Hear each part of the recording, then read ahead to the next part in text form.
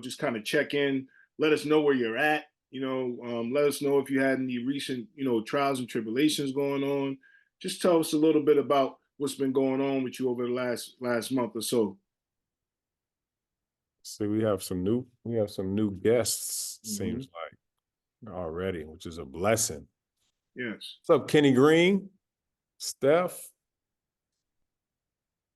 So y'all can just jump right in. Chris? Jump What's right up? in. What's Kenny up? Green, you can What's start up, us off, Crystal? Kenny Green. Yeah, I'll do that. I'm gonna step outside here so you can All right. see. You guys can see where I'm at. I'm in beautiful San Diego today. Oh yeah, you had to do it. You had to do it. And Kenny, if you do me a favor, when you finish checking in, if you could just pass the mic to somebody else, that'd be great. Sure, Pass the sure. mic. So I'm having a great time here. We're out here at a conference called ASU GSV, which is a ed tech conference. So bringing together a lot of the powerhouses around the country to talk about how to educate our youth. And it's a conference around how we can use AI and technology to better educate the youth. So that's what I'm doing this week out here. My wife is actually closing the conference with Paula Abdul on the stage here. Ooh. So we're out here celebrating. My other good buddy, Daryl McDaniels, Run DMC is coming out here. So he'll be here tomorrow and we'll see him as well. Daryl Mack. So it's gonna be a great time out here. So I'll pass it to the next person here. I'm just gonna go who I see on the screen. I see Miss Sonia Banks, and I'll pass it to you. Sonia. So it's Miss Sonia So Banks. Miss For Sonia everyone. Banks. Okay. Yeah, thank you so much. Kenny's great. Greetings, everyone. This is my first time. I'm feeling the energy. I'm really excited to be among such amazing people. Thank you. I'm in Avon, Connecticut, actually, at my a colleague's friends that I've known since college, and I am just powered up. I've come from a phenomenal women's conference with the Great and Alany ME Church out of Jamaica, Queens, and I just soaked up a lot of power. So combining that surge with what feels like this surge is going to be, and we're talking about my favorite subject, which is children and families and how we stay mentally healthy in these very complex times. So I can't wait to be a part of the conversation. I'm going to toss it to Crystal. Mm-hmm.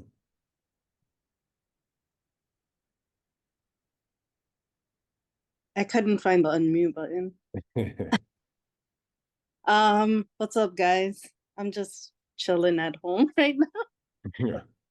I was having I was watching the Knicks game earlier. Knicks second seed. Let's go. I'm doing all right. I just been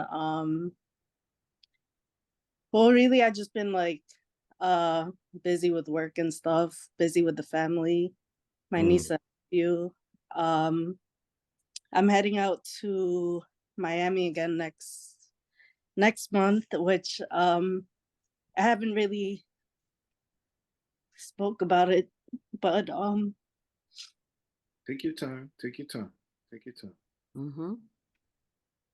I mean, I wanted to join this meeting just because it's around the topic of like mental health, and I had a close friend who got murdered in June of last year. So we're all he was like family to me, and we're actually all going down there in May to celebrate what would have been his 28th birthday. I didn't think like I was gonna really open up about this, but it's just the whole thing with mental health, it was like just a pretty crazy story. It actually involved like him and his girlfriend, and we actually found out she was pregnant also, and it was by someone he actually knew who was actually living with him, who was like one of his high school friends. So he had mental health issues, and I mean, it was just like super unfortunate.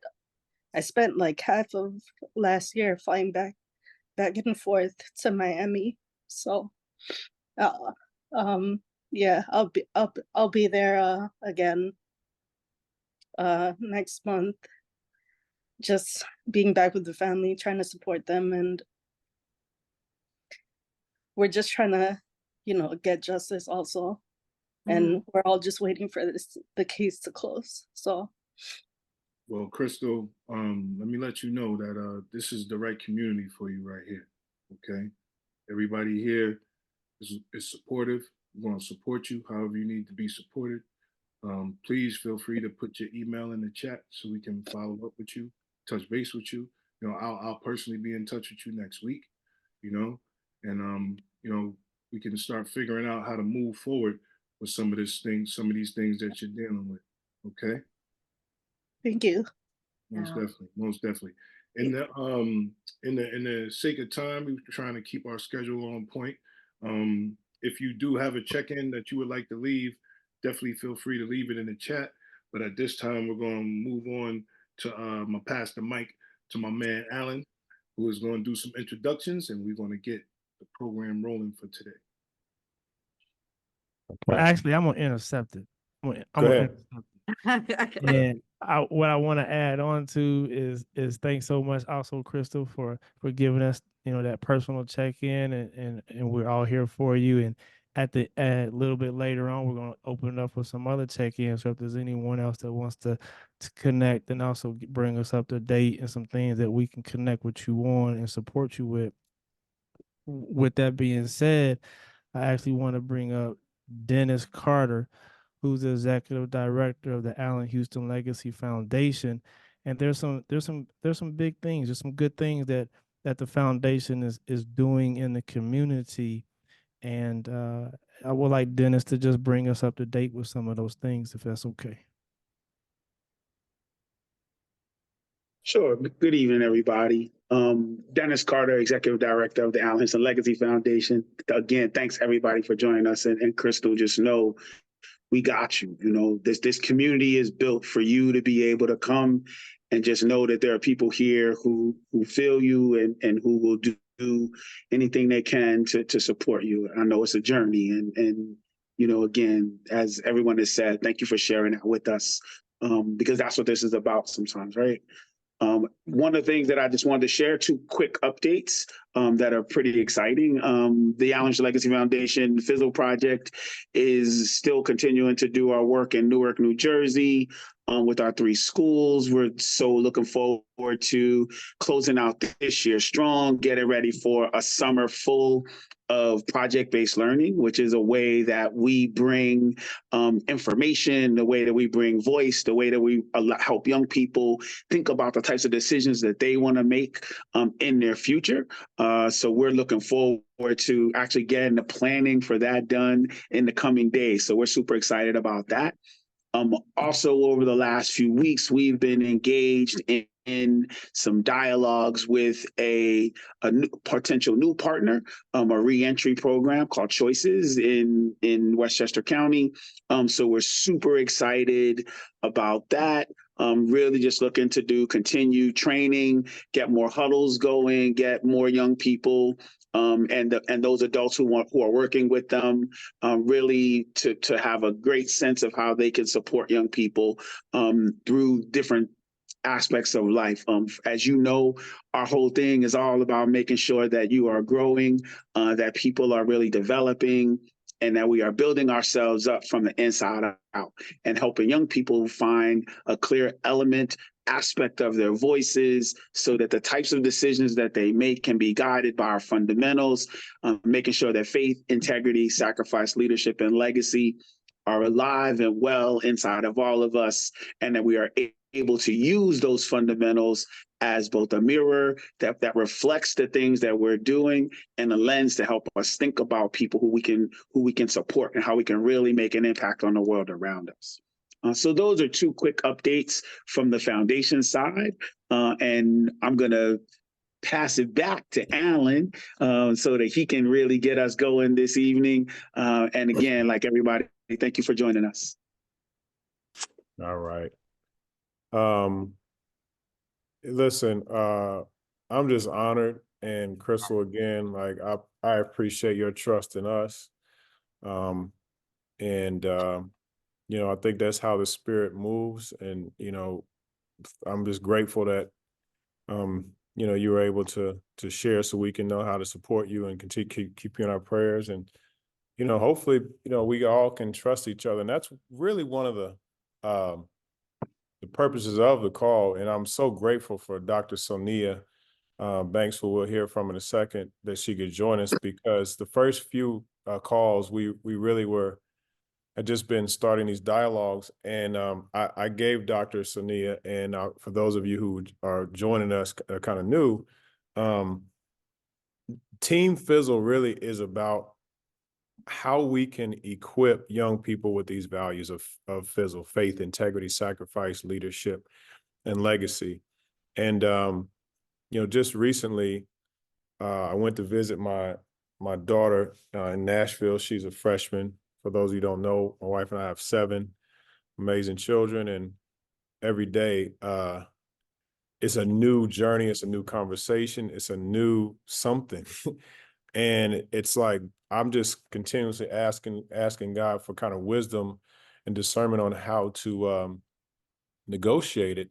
And just on the way from the game, thanks for FISLL for bringing that up, Knicks #2 seed. Now the work starts, now the work begins. But anyway, on the way home, I was talking to someone, my high school coach, and my high school coach was like, Al, he's coaching at a college now, D1 college.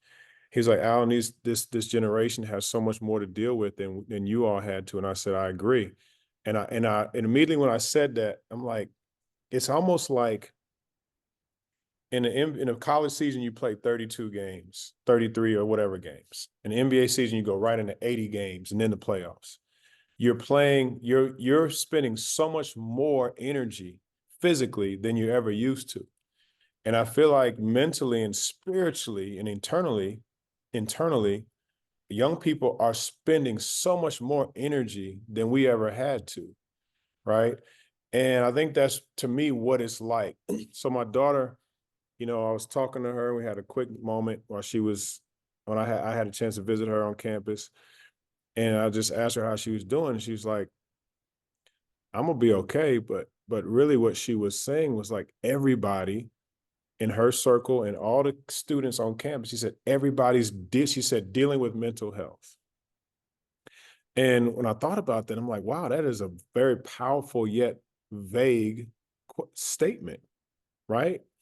And I know what she meant, but I wanted to I want to talk about what did she mean by that? How can I understand what she meant? Because we all know that mental health is, even professionals, and excuse me, Dr. Sonia, if I'm misstating this or quoting, but in a mental health crisis. I don't like to use the word crisis, but sometimes we have to call things what they are.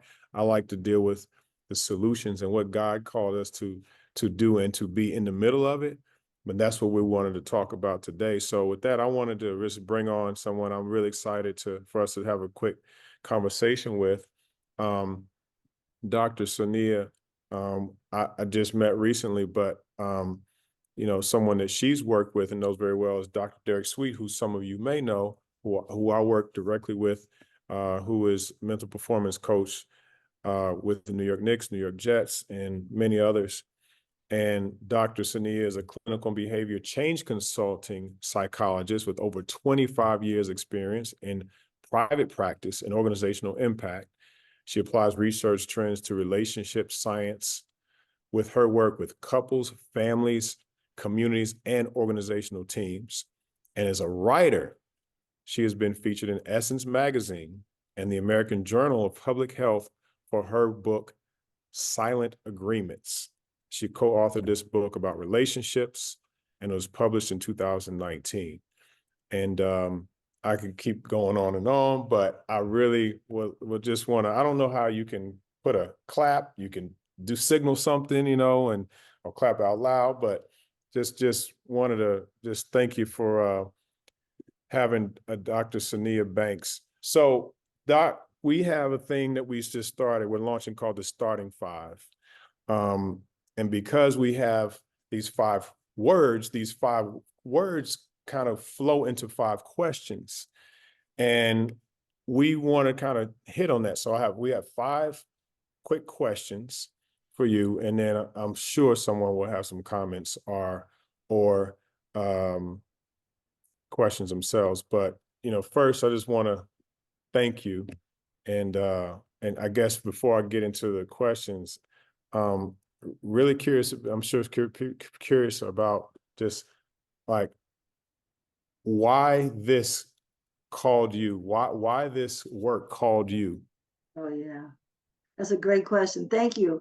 And I appreciate you and the time and all the mentioning of the work. I come at this work quite honestly. It's not like I had a choice. So my mother was a psychiatric social worker with a storefront in South Jamaica in the 70s. And my father was a counseling psychologist at NYU, right? So where was I going to go? I wanted to go into being a stockbroker, but it didn't last long. Okay. Because we would sit around the table, and I was born in the early 60s, and we would be unpacking. My family believed that all the children had something to say no matter what age they were. So we would be watching things on television that were happening in our community that showed the disalignment, right, and the misalignment. And so at that point, I became, as a child, fascinated with the human condition and with human potential.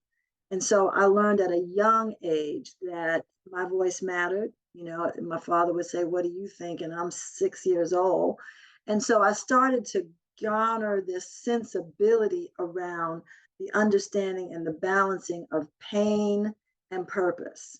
Really young, right? Born in a lot of the communities that we have seen and wrapped around, some having access to and some not having access to, and us being in the middle of it.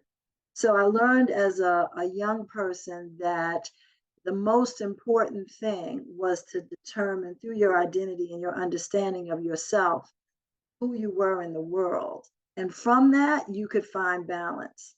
And so I appreciate this opportunity to talk because, and I'm interested in the questions, because the work called me over and over and over again, right? And I went into organizational psych and HR, and every time I would get inside an organization, I would be going to the hearts of the people. I would be trying to understand what is going on with your pain and your potential and your challenges. And so finally, I just decided to stay there. And to my last opportunity, which I just transitioned out of 2 weeks ago, I became the DEI person, right, by default.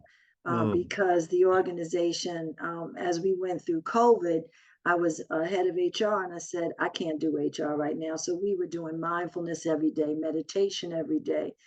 I had all kinds of people coming in because I said it's the hearts of the 4,000 people that I care about. And so what matters to me is the root, and I call the root the family. What matters to me is how the youngest and most vulnerable of anyone sitting around the table is understanding their power and their agency and their health. And so that's how the work called me, and it just keeps calling me. I read the New York Times, and I'm ready to send a letter out to a high school, in Maplewood, New Jersey, because you've got to see something, you got to say something, right, Alan? And that's what you did in the legacy from your grandfather to now. You kept stepping into the call, and so we have to do that. It's not an option; it's a privilege.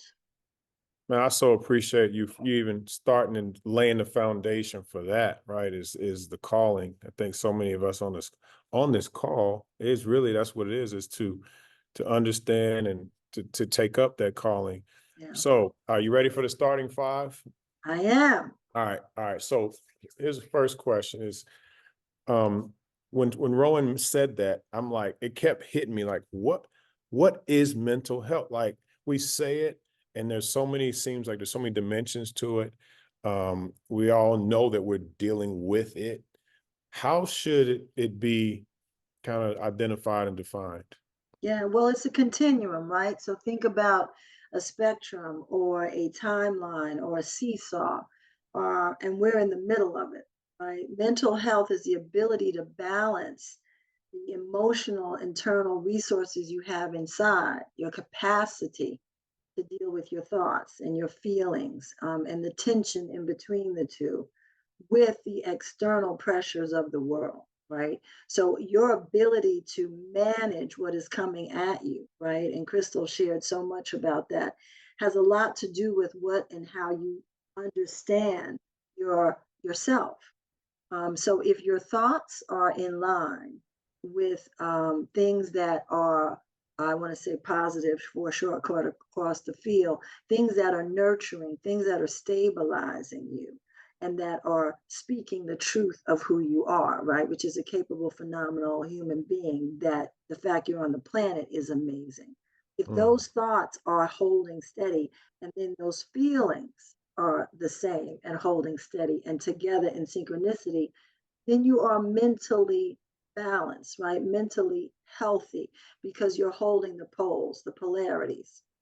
It is when you are unable to hold them or shift them, meaning what is happening on the outside of your world is so intense that it exceeds your emotional capacity, your cognitive capacity, your neurophysiological capacity to manage it. And I'm gonna put that in air quotes, meaning to keep it from driving you away from your purpose, right? To make you what we commonly call a mess, right? Make you not represent the best of yourself, make you vulnerable to things that you don't believe in. Often our thoughts are telling us things that we actually don't believe, but we still hold them, right? And so you're in this, all of us are in this space every day, minute by minute, where we're trying to balance in the middle of that seesaw what can be some really trying times. Yeah, I mean, man, I appreciate that. We're using that word balance because it suggests that we do have um, tools and we have abilities, right? Yes. I think that that's empowering. Um, so what? So number two, what are some factors that contribute to positive mental health or negative? So Right. things that that to watch out for that contribute to it. Well, I'm going to, yeah, and there's several, right? I'm going to start with the conversations and the narratives that you tell yourself about yourself and then about other people, right? Right. And the ones that you don't share, I refer to as silent agreements, right? And that's what I wrote a book about. So these are the values, the beliefs, the expectations, the understandings that you got from somewhere. Could have been your mama saying shh when the neighbor rang the doorbell, and you learning at that part and age in your life that they're lies, like that we hide. And then you have to deal with how that shows up when you grow up and you start to learn that there's a story I tell on the outside, and there's a story I tell on the inside, right? So when you build these narratives, world can get really complicated quickly because you get out of balance. Which story is true? Is it the one I tell myself, or is the one I tell you? And worst case is the one in between. And I still hold you to it, Alan. So I will I will have a story in my head about you, hold you to it, and I may never talk with you. So that's one of the ways that we get some misalignment with ourselves first, the silent agreement with myself, and then with you, right? And if I stay in that disequilibrium too long, it makes for an unhealthy way of being. So you ask the question, your first relationship is with yourself. Tell yourself the truth and stick with it, right? It's very simple. Mean what you say what you mean, and articulate as best you can what you are really thinking, believing, and what your values are before then go into relationship with a person or a community and then struggle, right? To make that conversation work when you haven't held the one to yourself with the first priority. So what's important is your relationship with yourself. You have to do, you all have read this. I'm not telling you anything you don't know. You have got to do those practices. Meditation. The literature on it is insane. Exercise, I mean, please. There's so many dissertations on exercise in women that it could choke a horse. You have to actually have a spiritual life, right? So one of the things I tell people is you need a coach, someone like you believe in, you need a spiritual director, and you might need a therapist from time to time. So manage those expectations and values with real delicate compassion, again, for yourself and in relationship with someone else. So you have to have a community Yeah. that you trust. Hopefully it's a family or it's your made up family of friends. And you have to have a way of regarding and taking care of yourself so that that family and you's relationship is simpatico in relationship with one another. Those are your two Mm. best tools. Wow. So you actually answered number 3 in that Oh, because okay. you are pro and you're already ahead of me, but that's all good. So what I'm gonna do is I'm gonna ask this as a number 3 because you said something that really hit me, and I think we talk about is the first relationship or telling yourself the truth about yourself, right? Yeah, yeah, And I tie that with your spirituality because I believe that spirituality tells you that truth about yourself, right? So, I mean, maybe could you maybe, I don't know, maybe confirm that or yeah, yeah.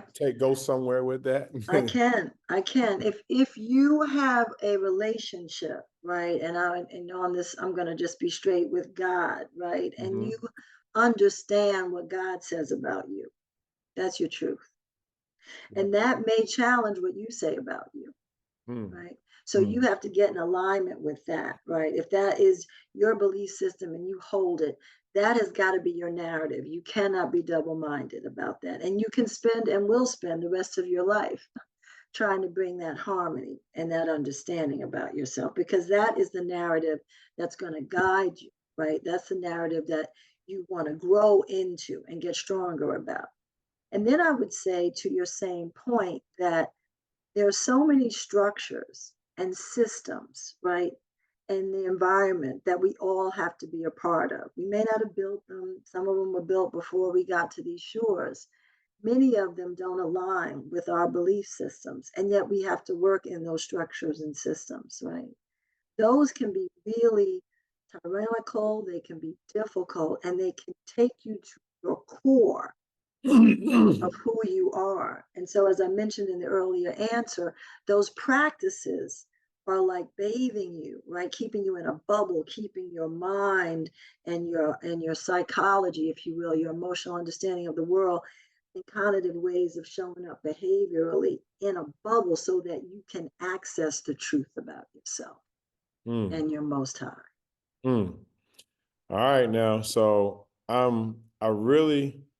know it's a lot of it. It's a lot of little drizzles, little fizzle drizzles coming in right Drizzles. Oh, now. that's what's happening. Okay, Yeah, I'm catching yeah, it's up. a lot of drizzles. So I want to take a pause because I feel like this is a great place for people, but I'm gonna go ahead and finish with the final 2 of the starting 5. Um, faith, integrity, sacrifice, leadership, legacy. Okay. We often refer to these as actual spiritual health principles. Nice. Um, I would also love you to kind of talk about which of these or any kind of stick out as you mentioned tools, um, you know, to help us, navigate, and help our spiritual, our mental health and spiritual practices. Which one of those or any of those words do you think help with that? Yeah, well, of course, I'm going to say all of them because I think they're absolutely fabulous. But I think, excuse me, by way of priority, I've got to go with faith, right? I'm sure that's part of why that is one of your earlier words, because without that, you can't hold on to anything else, right? You have to believe and know that you know that you know that you know. And Mm, so, in sitting in that knowingness, that faith is going to continue to hold you, help you to wait, right? And not rush, help you to be patient and not, drive yourself crazy with this sense of time and be persistent. It's going to give you the ability to build on your leadership skills, your leadership efficacy. That's the belief that you are a leader. It's going to help you to understand the significance of integrity. I mean, talk about the truth. You've got to be able to be integral in all things that you do. And then the piece that I really love, and it's where I'm in right now, Alan, it's the thing that's got me in a gripper right now, is legacy. It's legacy. There's got to be this way that we are committed, right? We're committed to be aware. We're committed to understand and discern and commit and then love, right? And in that, the legacy of the generations, right, that we have profited from all their mistakes and all their great intentions, we have the bold honor to manage and to then pour into our young people, right? And so I think you've got all the letters in the right order. And I think to stay mentally healthy and to help our young folk grow into their real identity, right, we have to help support all of those in them. And they each kind of, it's like a platypus, you know, it's made up of different parts of different animals. They, each of those words is a pathway into your core self. And any day of the week, any time of the week, you could be operating on one and then you'd be shifting to another. So I think you pick the right words, and many of them speak to me, but faith and legacy, those are like mercy and grace. Well, it's oh man, so much you just said, but yeah, when you talked about a pathway into your core self, and at any day we could be living into any moment. The one thing that I believe that helps is just a self-awareness. And Yes. one thing that we find is the more aware you become of these, the more conscious you are, and the better you tend to show up. Mm-hmm. And and if you don't know that much about yourself, how are you going to be able to be equipped to do that for someone else? That's And that's right. really the activation. So you really kind of confirmed that these are not just words, they're tools. All right, so I'm gonna get to the last question of the starting five, and then maybe we'll take maybe five questions. I don't, for sake of time or whatever. I don't like to interrupt flow, but there you did talk about order. And by the way, these words were provided in divine order. Oh, If nice. you think about that, like I didn't just say I want to do faith, then I want to do integrity. No, it's like God to give you something in divine order like that, right? Mm-hmm.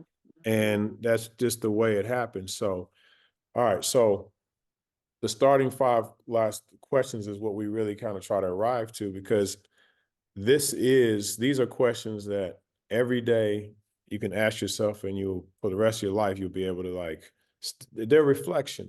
Mm-hmm. So who am I? Where am Mm-hmm. I? Where am I going?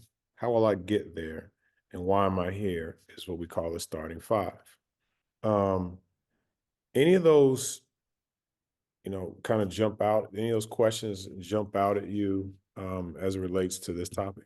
Of course, that's the entire adolescent journey.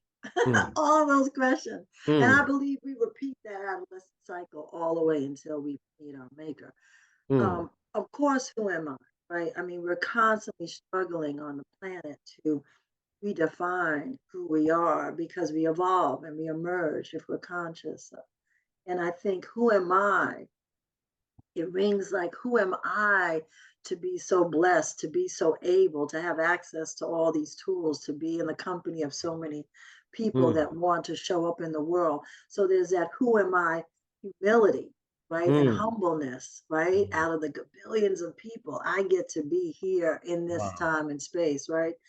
And then who am I, to my creator? Who do Mm, you see me as, right? mm, To my family and my friends, who am I? Am I the little sister? I get to be the sister, I get to be the daughter, I get to be the wife.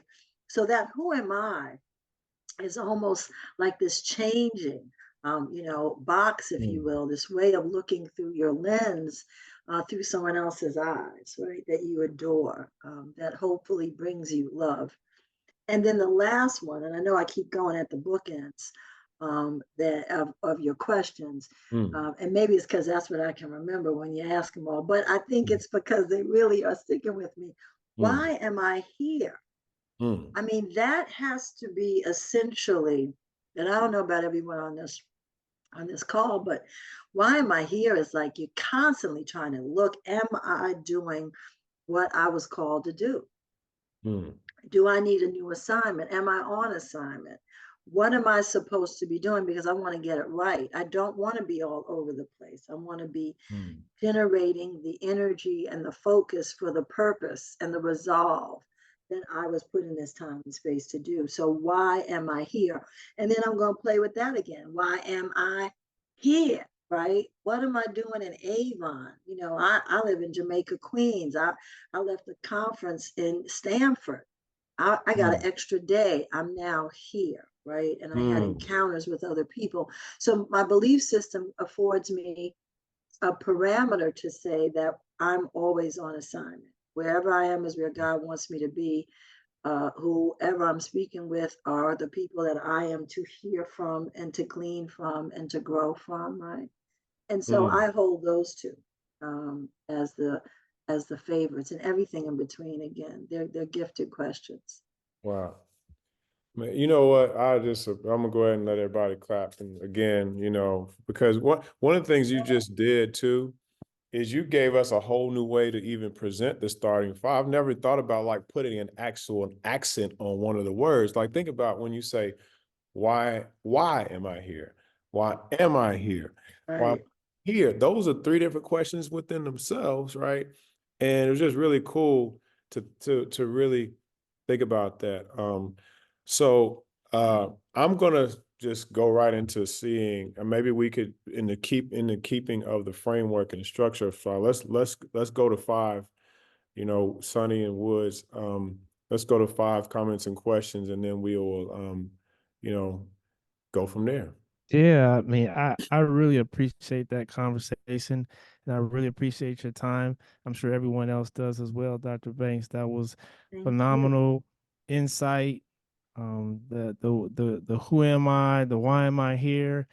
Alan, I was just thinking maybe there's a homework assignment that we can put together for everybody that's on here that has something to do with those same five questions. I don't know. Let's get our instructor, Barry. Barry, what you think about that?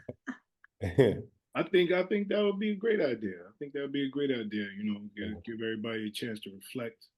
Have a little personal insight on the situation.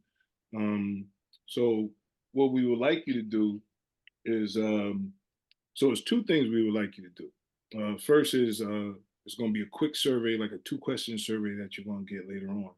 But hold on. Okay, let me break up real quick. Before we get into the assignments, I just want to make sure we're capturing the flow of this conversation. I want to give anybody a chance to, I don't know, just respond, reflect, ask a question, about, what the Dr. Sonia, she gave us a lot of sprinkles, and I don't want any of those drizzles to dry up. You know what I mean? Well, that's a good point. That's a real good point. I don't know if that can happen. She burned them Jones. Yeah, I know. Well, I'll tell you what we'll do in that regards, if there's anyone that has any questions or comments that they would like to direct to Dr. Banks or Alan, what we'll do is you raise your hand, and the way you raise your hand, there's usually a raise your hand symbol on the bottom of your screen or on your phone. You raise it, we'll acknowledge you, and then you'll have the floor for that question or comment. How about that? So I see Brooke. All right, yes. so can you hear me? all right, Brooke, so you have the floor. Okay, so Dr. Sonia, I wanted to know what are some practices or habits or activities that you do daily, whether it's not looking at your phone in the morning, whether it's meditating, whether it's walking, that you personally do on a regular basis to help with your mental health? Yeah, thank you for that, Brooke. I am a real believer in silence, right? Silence and solitude, because we look at so many screens. So my morning routine is really pretty specific. I have a corner and a space with a lot of books, my Bible, my journal.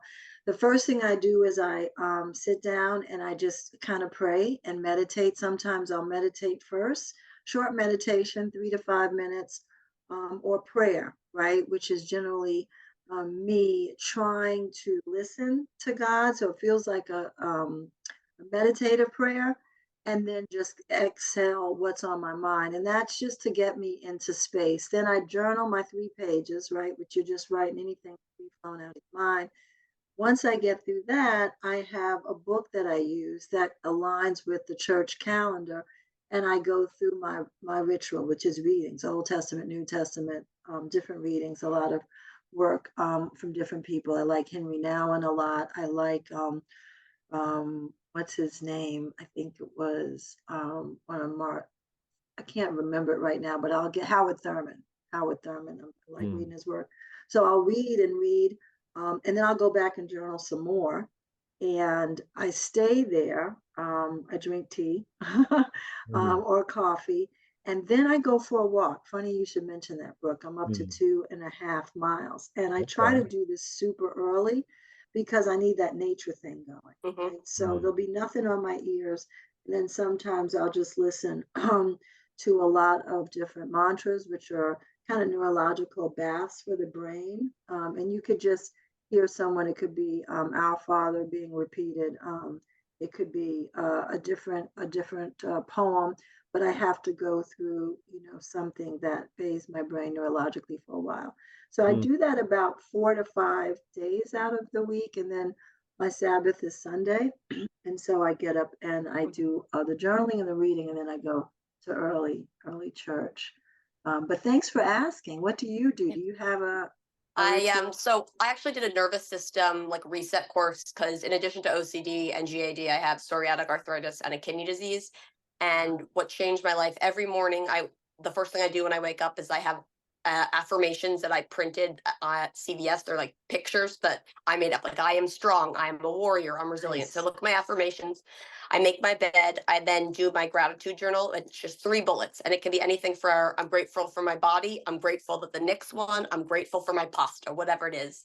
Nice. Then I sit on a PEMF mat and I try and do like 2 to 3 minutes of a meditation app, which is Insight Timer, because I kind of have a little struggle with that, but I do it and I feel a lot better. And then I now make sure that I do at least 30 to 40 minutes of movement outdoors during daylight. And then the last thing I do before bed, to get into like a parasympathetic zone, I don't use any electronics, and then I do my affirmations, the same ones, and I also have them printed out. So I have like, I am safe in my body and I am calm and grounded, on my fridge, on my bathroom mirror. And I also like see a therapist, so that helps a lot too. That's perfect. You have a great routine. Excellent. Yes, it took a while though, because without that, and I noticed even on vacation this past Easter, when I didn't do those habits for 3 days, I felt off. And I kind of balanced between being too regimented and then not being regimented enough. And those things I've been able to consistently do, and I enjoy them. And things like the gratitude journal have nothing to lose. And that's I also excellent. had learned you can't be in an anxious state while in the practice of gratitude. They cannot coexist mentally. So it's like a win-win. Good for you. Gratitude's amazing. You're doing it, Drizzle, Brooke. drizzle. Drizzle. By the This way, will Brooke, probably make tomorrow's gratitude journal. This Zoom. There you go. I That's know, nice. I know that faith hoodie looks good too. Yes. Hello, Al. Hello, Al. But Thank Al, you- before you thank move you on, so there was a much. question for Dr. Yeah. Banks on what she had just spoke about. Oh yeah. Do you use the same prayer every morning? No, it's different prayers. So the prayer is me just kind of listening, trying to create the space to hear from God, right? So my prayer could be whatever's going on. I have a 97-year-old mom with Alzheimer's. I moved in her home and kind of reshaped the home so I could take care of her. I have to come past and through her space to get to the space where I do my meditation. So often when I'm coming through it, my prayer is about her, and then I'll move into praying for the care aides and praying for the building, and then get to me. Sometimes it'll be like, because of this, I'll probably be praying about y'all, right? Because Mhm. I want to make sure I did what God wanted me to do. So, you listen to the inclinations of your heart. Your heart thinks so much better and faster and sweeter than your mind. And it guides you, right? And so just try to be obedient when you can. Yeah. Thanks for that question. Yeah, thanks so much for that question, Brooke. That was awesome. And the question that someone put in the chat that Teresa addressed. And I see Ben with his hand up. So Ben, I'm gonna ask you to unmute yourself and you have the floor. Yes. So this has been an amazing call, and I really appreciate all this information. And so my question is, I think that part of the problem is, we are in a society, not just for young lives, but for adults as well. It's information overload.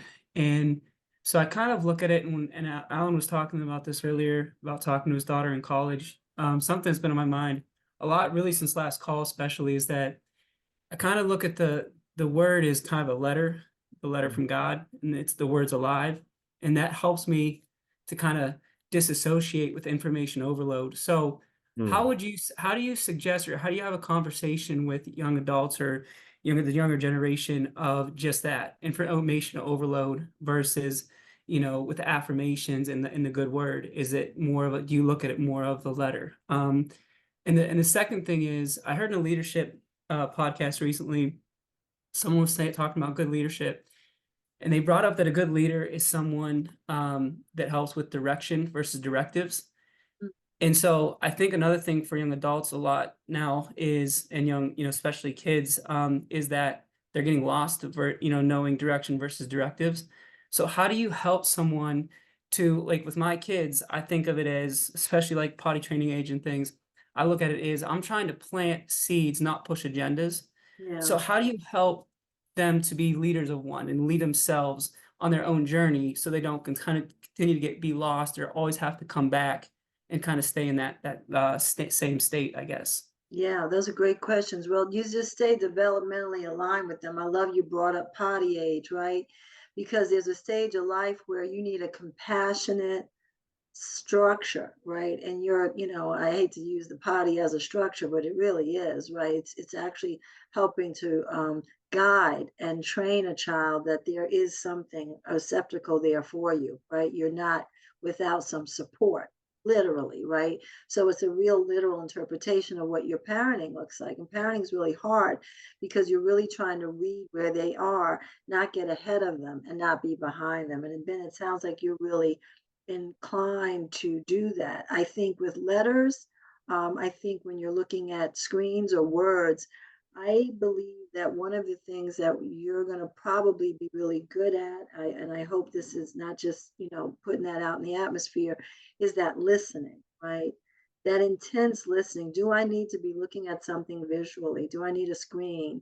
I don't know. And I sometimes think not. I think we need to create more spaces where we're not um, literally needing something to guide and direct us, but to listen to the heart and be in relationship with the person. To your point, Alan talking about his daughter, you could be sitting outside, you could be going for a walk, you could be whatever, cooking next to each other, and use what's in your hands as a way to do the guiding and the directives. And did I get that right? Not so much an instructional, but actually you being the tool and the person you're trying to communicate being the tool, so that you're picking up on what each other need.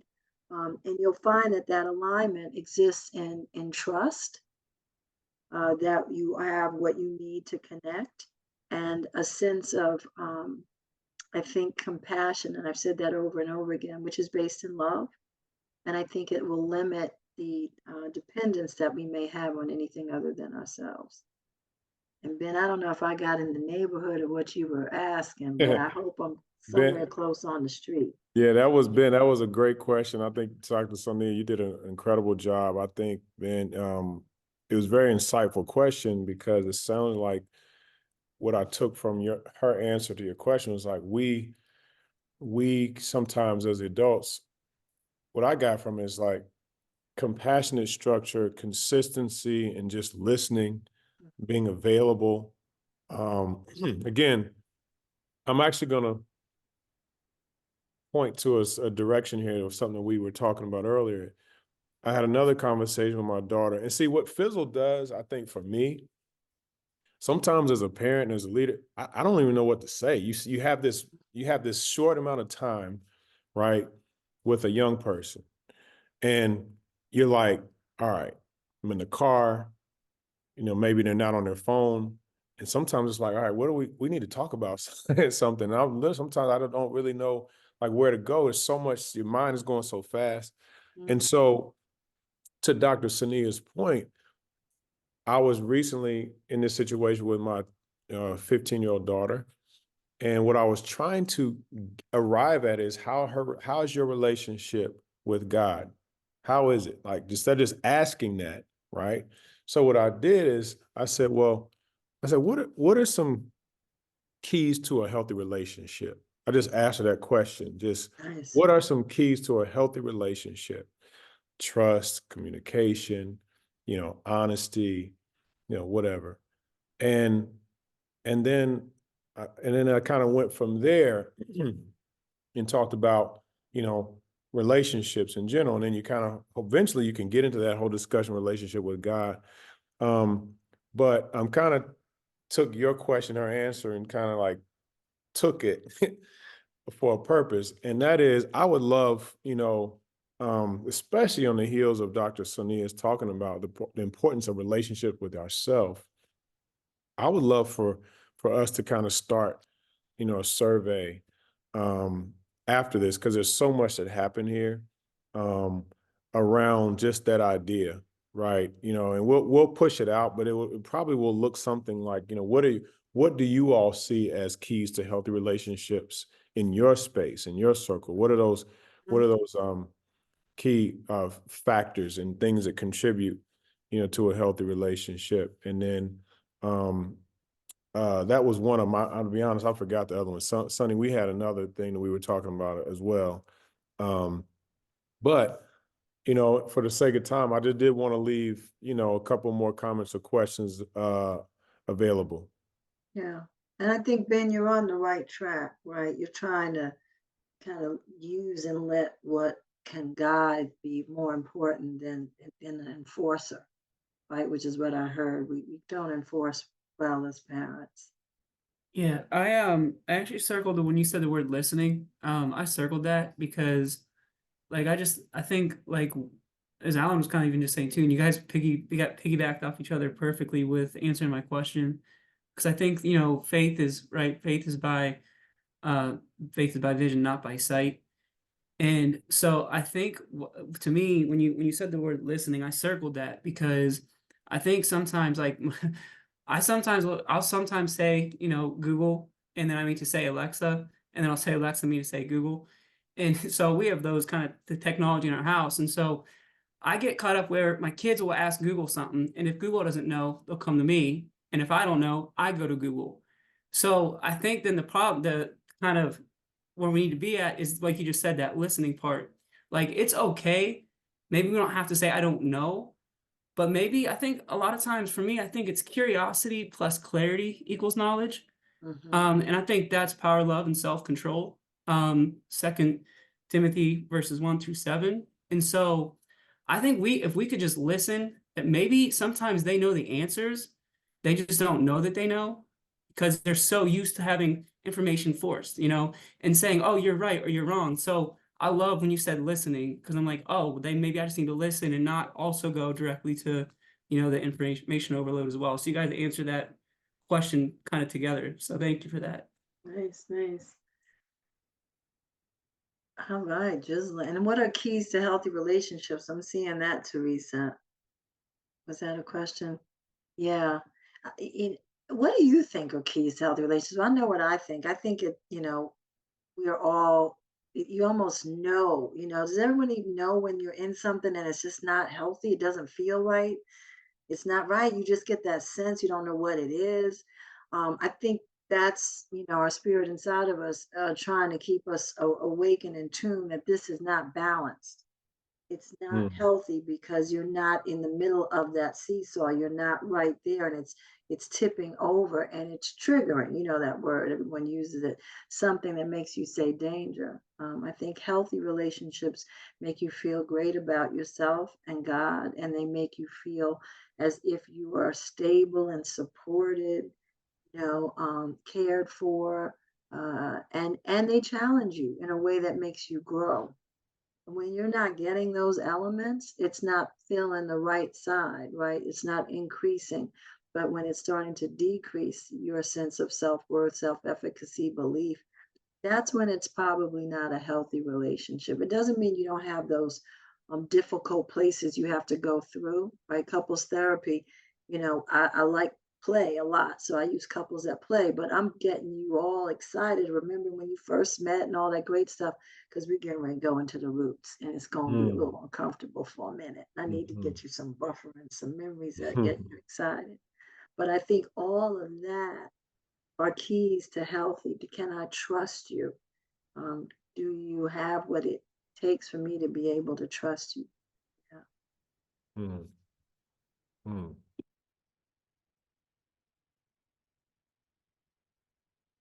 That was Wonderful. excellent.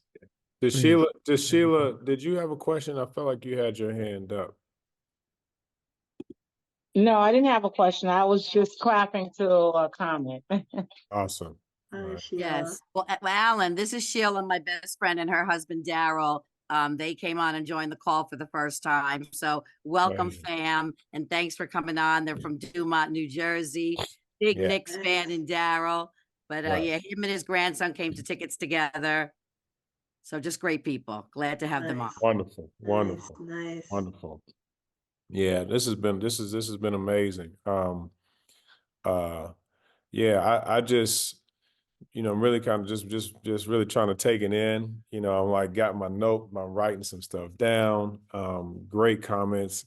Yeah, does anyone else have any thoughts or questions? Go ahead, Nicole. See, you got your hand up. Oh, she just Yes, I would like Dr. Banks to let us know about her book. So if anyone wants to get more of Dr. Banks, that we can go get your book and read it or listen to it on nice. Audible. But yes, you dropped a lot of nuggets, a lot of sprinkles, so we can continue with you in our car or in our brain. And let us know.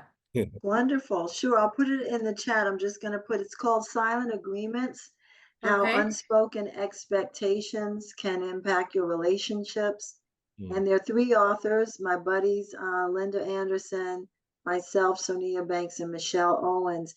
I love the Audible because we really took a moment to pick the right voice. Me So, too. I love Audible. yeah, and you'll get a lot out of it. And it talks about the silent agreements you have with yourself, right? Where they come Okay. from. And then the ones you have around money, around family, around sex, around everything. I think it's got like 7 different areas at work.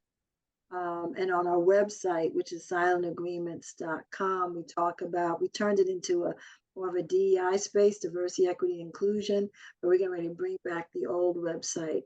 I think I have friends, it's actually the friend I'm staying with now, she uses it like a textbook.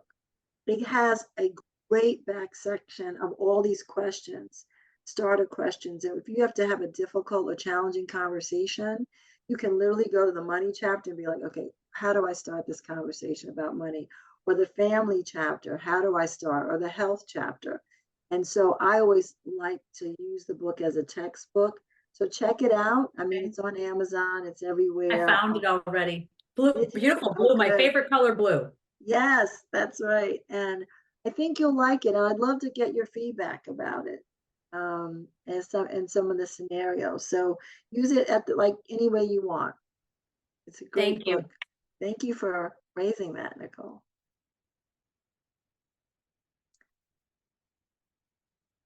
Well, that was definitely a wonderful, wonderful session for our Team FISLL. I tell you what, I'm going to be happy to replay this there was so many nuggets and sprinkles that were dropped, and just want to find out real quick, does anyone have any last minute questions or comments? And before I turn it back over to Alan. I think Vince has his hand up. Vince, okay, awesome. Yeah. So Vince, let me First time. you have the floor, sir. I'm raising a 14-year-old daughter, and social media is a big part of her experience on a regular basis. And I'm concerned with how that's impacting her mental health. Yeah, it's a great question, Vince, because I'm concerned too. It's a medium that is here to stay. Digital world is here to stay, and how we understand its impact on our adolescents, we're just really starting to shape and get some good research and data on. So I would, offer a few very, I think, obvious things you probably already done already, which is a conversation with her about it, and join her social media experience, whether she'll let you share in it or look over her shoulder. Become curious about it. Where do you go? What stories are you into now? What do you get from it? I see you moving so quickly on the keys. What's the interaction like? Do people get back to you? Just become super curious, like you would of anything about her, right? And then as she starts to share, or what are you talking about? I'm just not interested. Like, do you all talk about movies or because the more you become a part of that part of how she makes meaning in the world, the more I think she will start to trust that you genuinely are interested in her and what she is about.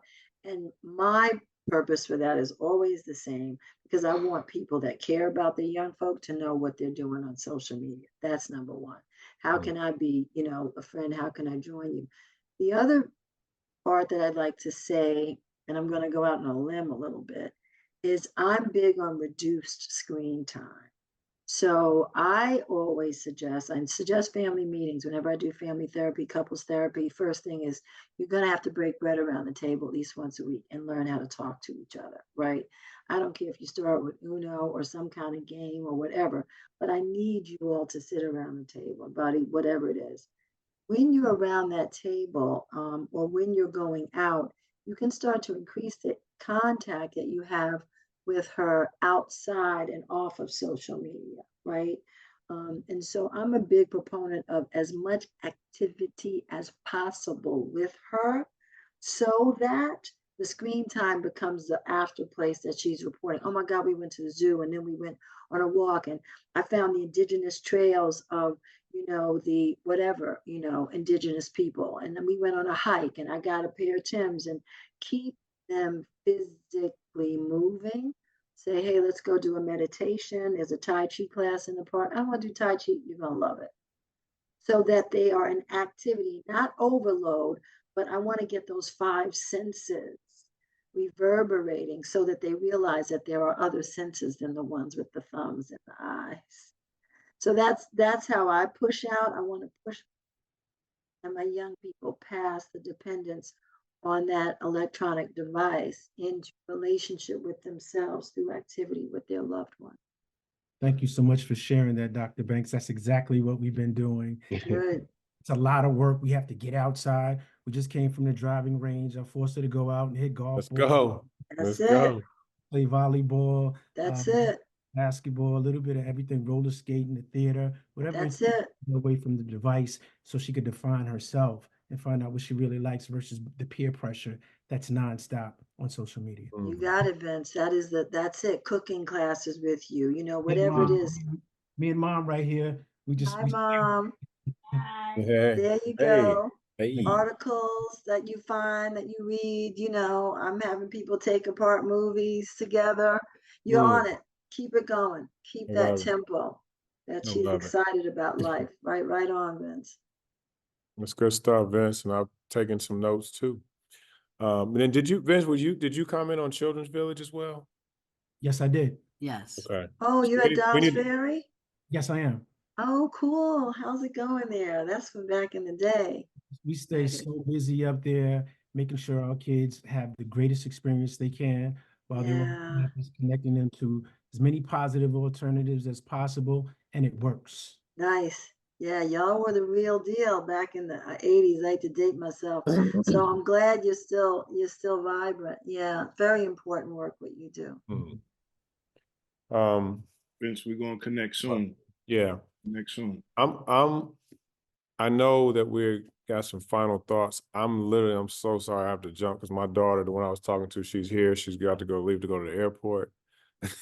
I know this is unexpected for a lot of my team, but I just want to say I'm so grateful, Dr. Sonia. You brought something that we just haven't had, and I appreciate it. You gave us so much to think Thank about, you so much. to There you go. activate. You confirmed and validated a lot of things. So just want to thank you all exponentially. Sonny, we do have a couple of things that we haven't done in the past, which we want to do. A couple of people have hit us and texted us in the chat and kind of directly about how they can, what we can do. So I think what we want to do is between now and the next meeting, we do this every month. We're going to send out a survey and a way that we feel that we can continue to engage other people. So, for example, Vince, what's your daughter's name? Leela. Leela. Nice. I'll keep her in our prayer chain and all this, but like just things that I'm taking that I want to continue to do that I'm hearing. And what I would love for us to do is kind of like just document, things we might do and be able to share them next time.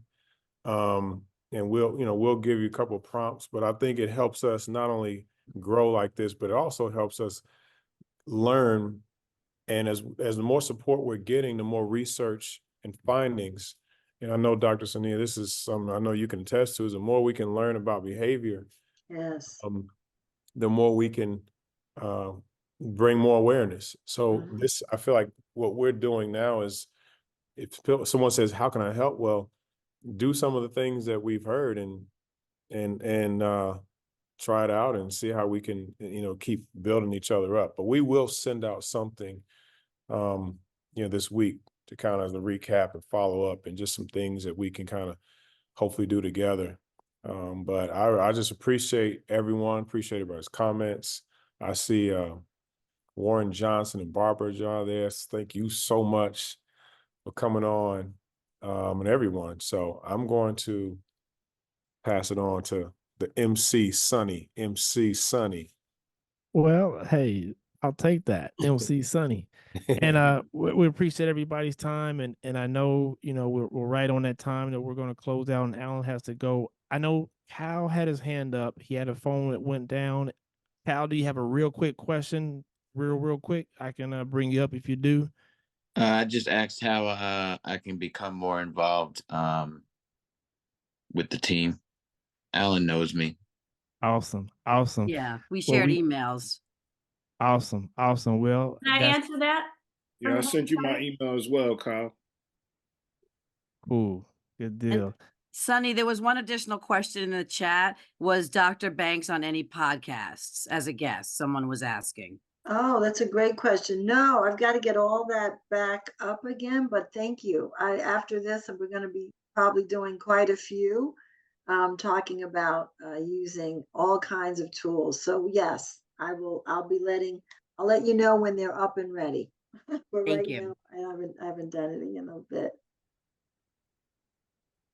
Awesome. Well, with that being said, the last thing I want everybody to do is, if y'all can wish Alan a happy birthday. A few days from now, the 20th will be his birthday. But since we have him here before he goes out, he's still listening. He's just on the move. He's still listening. Just give him, like you said, a little hoop or whatever. Text him in chat, whatever, happy birthday or something. He's there. He's just moving about because he's about to take his daughter, but he's listening. Happy birthday, Al. Happy birthday, Alan. Happy birthday. Happy birthday. Happy birthday. Right. Good deal. That's awesome. Well, Dr. Banks, we truly appreciate your time. And Dennis Carter, Executive Director of Allen Houston Legacy Foundation. If you can close us out, man, I appreciate it.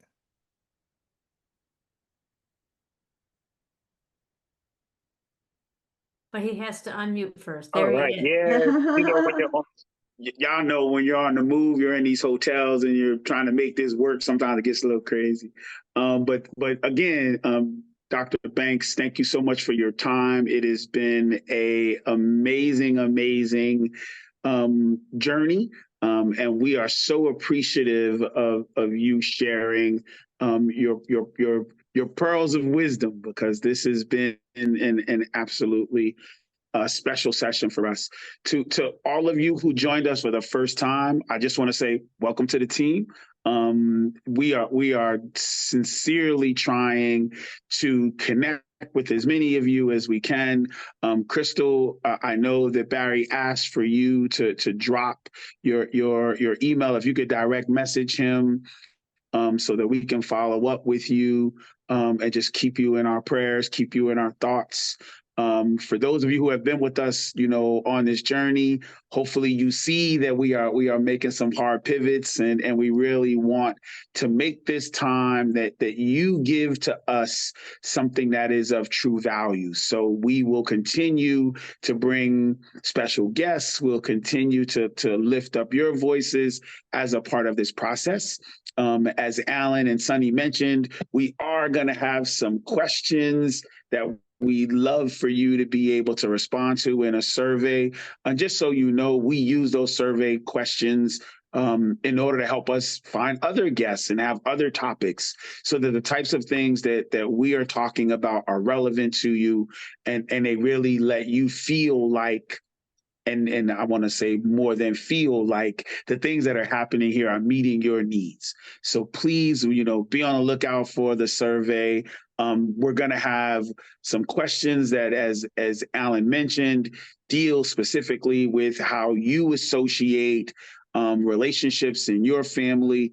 We're going to have some questions for you that we'd love for you to, ask, whether it's some young people who are in your life, that really deal with who's most important to them, because we're really interested in getting a sense of where our young people are. We're asking young people in programs, but again, this is about how we in this Team FISLL community connect with each other. So on behalf of Alan and the entire Team FISLL team, Dr. Sonia, thanks. You have been spectacular.